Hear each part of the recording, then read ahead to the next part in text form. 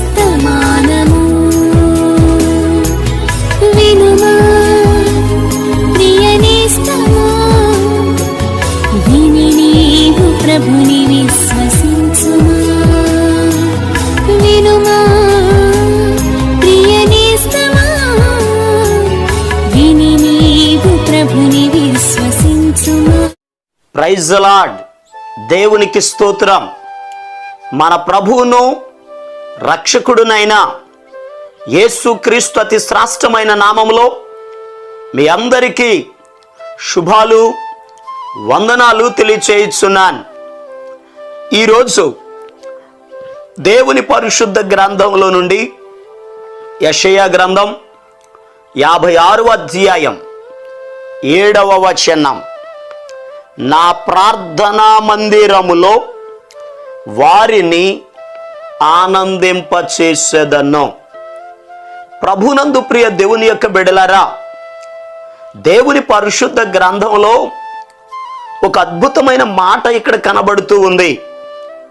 ప్రభు చెప్తున్న మాట, నా ప్రార్థనా మందిరములో నేను వారిని ఆనందింపచేసేదను అని ప్రభు సెలవిస్తున్నారు. నిజమే ప్రియ దేవుని బిడ్డలారా, దేవుని యొక్క మందిరములో దేవుడు మనలను ఆనందపరుస్తాడు. దేవుడు సంతోషమును కలుగజేస్తాడు, మన దుఃఖమును తొలగిస్తాడు. దేవుని యొక్క మందిరములో, ఆయన సన్నిధిలో సంతోషం ఉన్నది. పరిశుద్ధ గ్రంథంలో రాయబడి ఉంది, నీ సన్నిధిని సంపూర్ణ సంతోషము కలదు అని వాక్యంలో రాయబడి ఉంది. ప్రభు సన్నిధిలో సంతోషం ఉంది గనుక ఎవరైతే దేవుని మందిరానికి వెళ్తారో, ఆయన పాదాల దగ్గర ఉంటారో, ఆయన్ని స్తుతిస్తారో, వారికి ప్రభు సంతోషాన్ని కలుగజేస్తాడు. వారి దుఃఖాన్ని తొలగిస్తాడు, వారి వేదనలను తొలగిస్తాడు. పరిశుద్ధ గ్రంథంలో హన్నా అనబడిన ఒక స్త్రీ ఉంది. ఆమె జీవితంలో ఆమెకు కొరత, అది సంతానం లేదు. సంతానం లేని కారణం చేత పెనిన్నా అనబడినటువంటి ఆమె అనేక మాటల చేత ఇబ్బంది పెట్టింది, చాలా వేదన పడుతూ ఉంది. ఒకానొక సమయంలో సంతానం కలగలేదని దేవుని మీద కూడా కోపగించుకున్న దినాలు ఈమె జీవితంలో ఉన్నాయి. అయితే ఒకరోజు ఆలోచన చేసింది, కుమారులు ఇచ్చేది దేవుడు, కుమార్తెలనిచ్చేది దేవుడు, బిడ్డలనిచ్చే దేవుని మీద కోపపడితే ప్రయోజనం ఏముంది? ఆయన దగ్గరికి వెళ్ళి, ఆయన మందిరంలోనికి వెళ్ళి ప్రార్థన చేస్తానని చెప్పి దేవుని సన్నిధిలోకి వచ్చింది. వాక్యంలో రాయబడిన మాట, ఆమె దుఃఖాక్రాంతురాలై వచ్చి ఏడుస్తూ వచ్చింది, వేదనతో వచ్చింది, కన్నీటితో వచ్చింది. ప్రియ దేవుని బిడ్డలారా, దేవుని సన్నిధిలో ప్రార్థించినప్పుడు, తన అవసరతను దేవునితో చెప్పినప్పుడు, తన సమస్యను దేవుని పాదాల దగ్గర వివరించినప్పుడు దేవుడు ఆమె జీవితంలో ఒక గొప్ప కార్యం చేశారు. ఆమె దుఃఖాన్ని తొలగించారు, ఆమెను జ్ఞాపకం తెచ్చుకున్నారు. ఆమె మూయబడిన గర్భమును దేవుడు తెరిచారు. ఒక అద్భుతమైనటువంటి రీతిలో దేవుడు కుమారుణ్ణి అనుగ్రహించారు. వాక్యంలో రాయబడి ఉంది, ఏడుస్తూ మందిరంలోకి వెళ్ళినటువంటి ఆమెట ఆ రోజు నుండి సంతోషంగా ఉండడం ప్రారంభించింది. ఈరోజు ఈ మాటలు వింటున్న ప్రియ దేవుని బిడ్డలారా, నీ జీవితంలో కూడా నీ బిడ్డలను చూచి బాధపడుతున్నావా? నీ కుటుంబాన్ని చూచి బాధపడుతున్నావా? నీకున్న రుణ బాధలను బట్టి వేదన చెందుతున్నావా? నువ్వు చేసే పని ఫలించక కృంగిపోతూ ఉన్నావా? ఏ సమస్యను బట్టి అయితే నువ్వు దుఃఖపడుతున్నావో, వేదన చెందుతున్నావో, కన్నీరు కారుస్తున్నావో, నీ కన్నీరు తుడవబడాలంటే, నీ సమస్యలకు పరిష్కారం దొరకాలంటే దేవుని సన్నిధిలోనికి రండి, దేవుని మందిరానికి రండి. ఎందుకనగా దేవుని మందిరము ఆయన కనుదృష్టి ఉన్న స్థలము, ఆయన సంచారము చేసే స్థలము, ఆయన ప్రార్థనలకు జవాబిచ్చే స్థలము, నీ దుఃఖమును తొలగించి నీకు ఆనందమును కలుగజేసే స్థలము. అందుకేనండి భక్తులు ఎప్పుడు దేవుని మందిరానికి వెళతామా అని ఆశ పెట్టుకున్నారు. 84వ కీర్తన మనం చదివితే కోరహు కుమారులు ఆ 84వ కీర్తనలు అంటారు, యెహోవా మందిర ఆవరణమును చూడవలెనని నా ప్రాణము ఎంతో ఆశపడుచున్నది, అది సొమ్మసిల్లుచున్నది అని అన్నారు.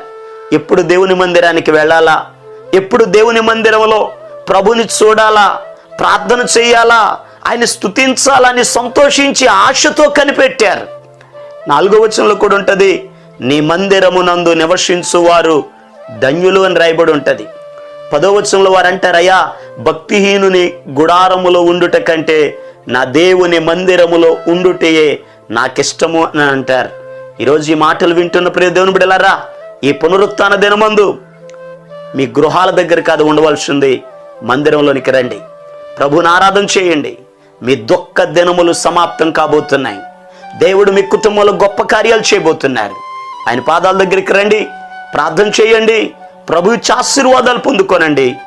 దేవుడు మీ జీవితంలో ఘనమైన కార్యాలు జరిగించినట్లు మీ కొరకు నేను కూడా ప్రార్థన చేస్తాను. తలల వంచండి, కళ్ళు మూసుకోనండి.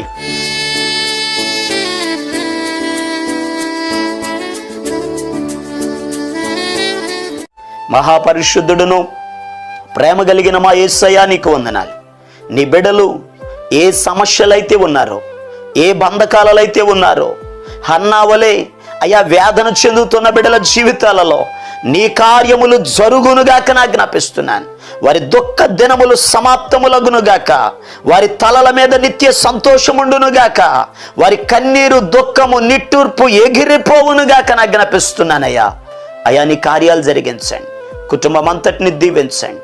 అయ్యా వారమంతయు నీ బిడ్డలు చేస్తున్న పనులలో మీరు తోడై ఉన్నారు. ఈ పునరుత్థాన దినమందు నీ బిడ్డలు నిన్ను ఆరాధించుచుండగా నీ బిడ్డలను మీరు ఆశీర్వదించండి అయ్యా. అయ్యా మరలా అయ్యా సోమవారం నుండి వారమంతయు నీ బిడ్డలకు చేతి నిండా పనులు అప్పగించండి ప్రభువా.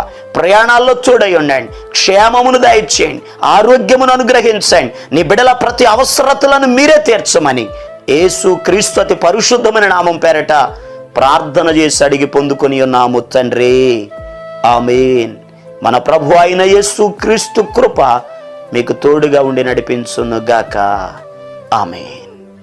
ఈరోజు పుట్టినరోజు మరియు పెళ్లి రోజు జరుపుకుంటున్న వారికి సీసలి మన్నా చర్చి తరపున మా కుటుంబ పక్షముగా మీకు శుభాలు తెలియపరుస్తున్నాం.